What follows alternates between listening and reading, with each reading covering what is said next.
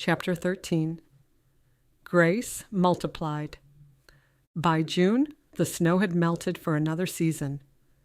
As Nathan and Clara walked to Thomas's waiting truck for a ride to the village, Nathan stopped beside the spot where the snow angel had once been. He knelt, brushing away the damp soil. "Back then, I thought the angel was a sign of hope," he said. "Turns out, it was a preview of a greater plan. Even when we don't understand God is preparing blessings, we can't imagine." She traced the cotton of his work shirt, pale blue and softened by countless washings.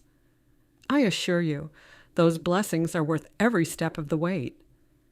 He stood, his fingers threading through hers. "Let's see what else he's prepared for us." An hour later, Clara's pregnancy revealed itself in unexpected ways. They located Dr. Campbell in his office above the apothecary, where the morning sun caught dust motes dancing around his brass instruments. His stethoscope moved methodically across Clara's middle, then stopped. He adjusted the earpieces, listening harder, his brow furrowing in concentration. The clock on his desk ticked through the silence until suddenly his clinical mask cracked into astonishment. "Mr. and Mrs. Whitmore," he announced, wonder breaking through his professional tone. "There are 2 heartbeats." Twins. Clara's hand gripped tightly to Nathan's. 2 cradles, one wrapped carefully in the attic, patient through empty seasons, the other emerging in Nathan's workshop, where maple grain formed wings beneath his chisel. 2 heartbeats, Nathan repeated. He leaned close to her, bowing his head until his forehead rested against her hand, the world narrowing to this precise moment. His voice broke. 2 children. The word children hung between them. A miracle, something they had dared to dream, but never believed would truly be theirs. 2 cradles, Clara whispered, her thoughts becoming words. The emptiness of all their waiting years dissolved, replaced by a future blazing with an unexpected, radiant possibility. The first cradle born of desperate prayers, the second formed by renewed faith, as if God had heard each prayer carved in wood and shaped in snow and answered with a double blessing. Summer came and brought the scent of fresh-cut pine through the craft school's open doors, the converted livery stable near the Whitmore workshop, its sturdy beams still remembering horses. 20 workbenches filled the space where carriages once waited, welcoming students aged 12 and above, plus Peter Kelly's special corner where he'd proved himself ready despite his young age. The tools Nathan and Thomas's father had used hung on oak plaques between windows, their wooden handles burnished by time and touch. Nathan split his mornings between teaching and sketching Mrs. Bradford's dining room suite, the designs for her chairs showing the same wing motif that had won her trust. Thomas handled the joinery lessons while his brother worked. In the afternoon, from her chair in the corner, Clara watched Nathan guide Peter through the mysteries of grain patterns. Beyond, the garden that Josephine tended scented the air with red and white roses and purple coneflowers. A row of sturdy hollyhocks grew along the wall, while morning glories climbed the trellises. Near the entrance, a patch of herbs, thyme, sage, and rosemary, provided both sweet fragrance and practical use. A couple of weeks later, on a July afternoon, Edward visited the craft school. His city suit wilted in the Massachusetts heat. Margaret had sent him to check on the school's progress while she managed their Chicago business. Her letters came weekly, full of questions concerning Clara's pregnancy, the eager anticipation that conveyed her own sorrow at remaining childless. She'd already claimed her visit for September, determined not to miss the twins' births. Edward stopped at Peter's bench, noting how the boy's hands steadied with practice. When Peter held up his carving to show another child, his voice shed its factory town edges, taking on the authority of an emerging teacher. "A machine sees only the surface," Edward admitted to Clara, distractedly adjusting his gold cufflinks. "But Peter understands the wood's resistance and its hidden strengths." Clara nodded in agreement, observing the boy's movements. "Practice and patience are the proven ways to learn new techniques," she murmured. Where her snow angel had stood in the garden, wildflowers now bloomed in a wing-shaped pattern, as if winter's faithful guardian had blessed the earth beneath. She often discovered Nathan there at dawn, sketching designs comparable to his finest pieces, yet clean-lined, resembling Thomas's work. Two traditions, two spirits of craftsmanship, united in the careful rendering of a single, precious object. The twins arrived in mid-September as maple leaves flamed against blue skies, a son and a daughter, their first cries mingling like harmony. They named the girl Helen Beatrice, carrying forward the memory of both mothers. Clara's mother, who had taught her patience, Nathan's, who had believed in their love, the boy they called young Nathan Thomas, binding the brothers who had found the road back to each other through wood and wisdom.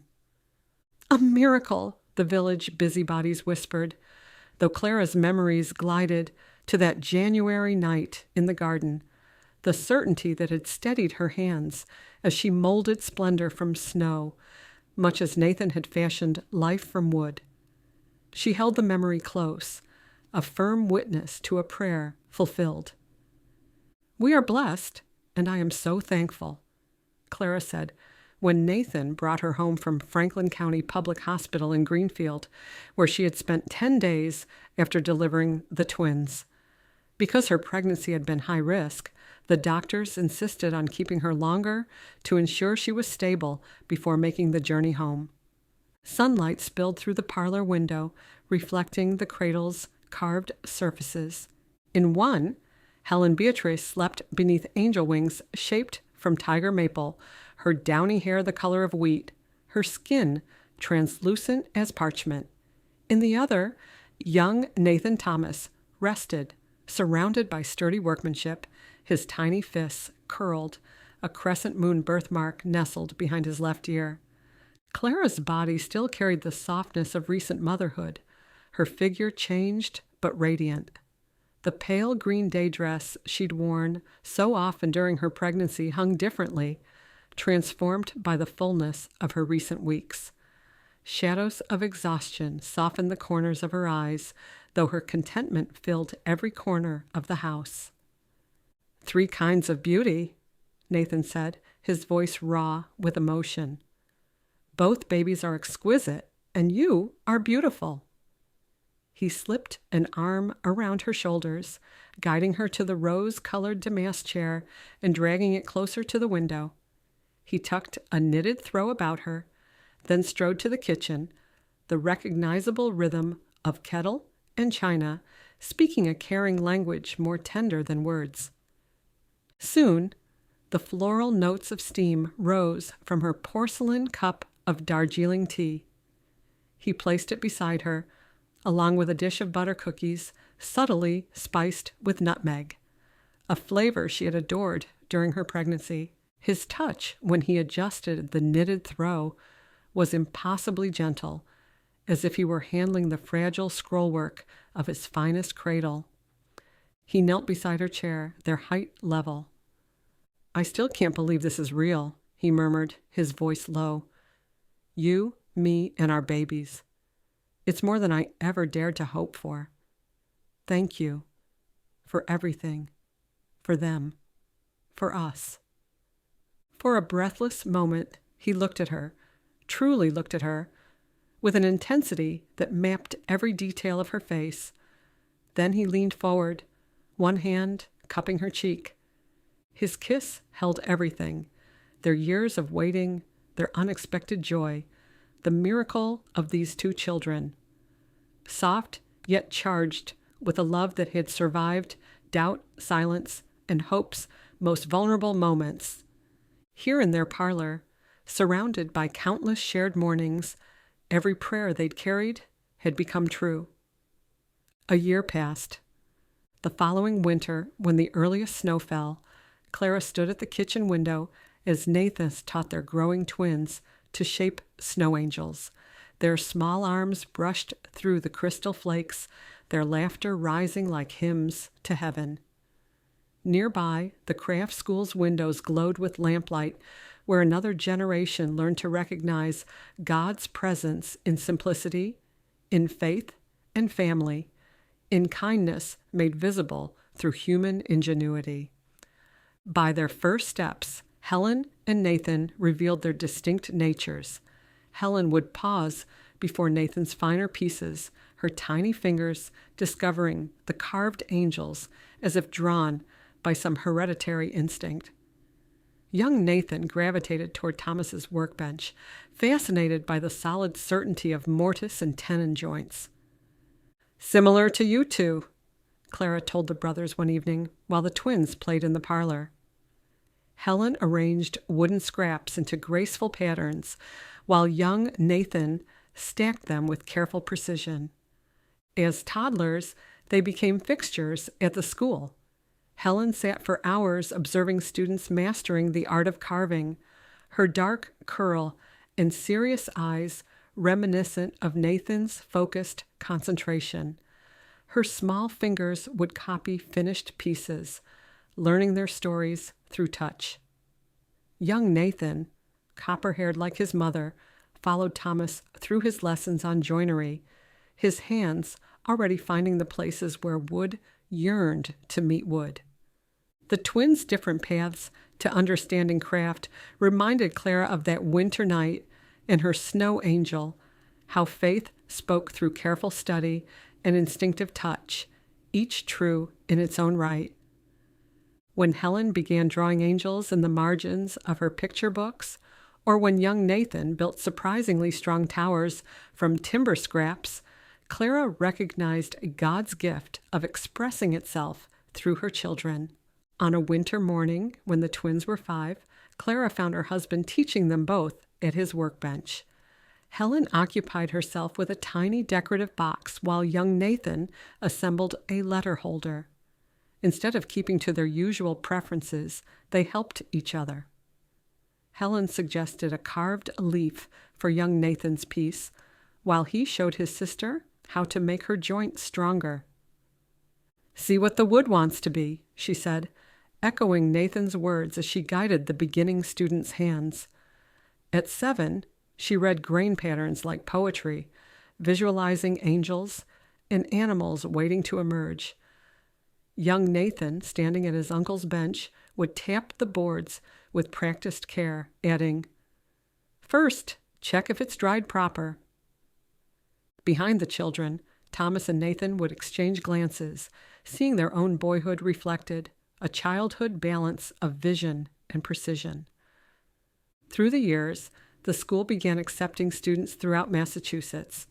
The building bore both the Parker and Whitmore names, though everyone called it the Craft School. Inside, electric saws worked alongside hand planes, advancement and heritage finding harmony exactly as the twins had.